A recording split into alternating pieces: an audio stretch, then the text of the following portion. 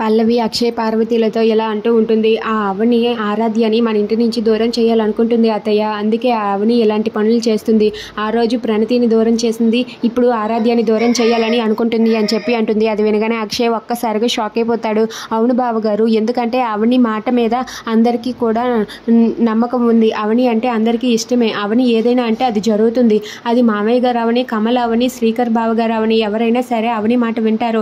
అందుకే అవని ఆ ధైర్యం చూసుకునే ఇలా రెచ్చిపోతుంది. ఇప్పుడు ఆరాధ్యను కూడా ఈ ఇంటికి దూరం చేయాలనుకుంటుంది అని చెప్పి అంటుంది. అది వినగానే అక్షయ్ అయితే ఒక్కసారిగా షాక్ అయ్యి అలా ఉండిపోతాడు. ఇక పల్లవి అయితే అక్షయ్ని అలా మార్చుతూ ఉంటుంది. అక్షయ్ అయితే పల్లవి మాటలు విని అలా ఉండిపోతాడు. అవని వదిన ఆరాధ్య జోలికి రాకుండా ఉండాలంటే నేను ఒక పని చెప్తాను, చెయ్యండి బావగారు అని చెప్పి అంటుంది. అది వినగానే అక్షయ్ అయితే ఏంటది అని చెప్పి అంటాడు.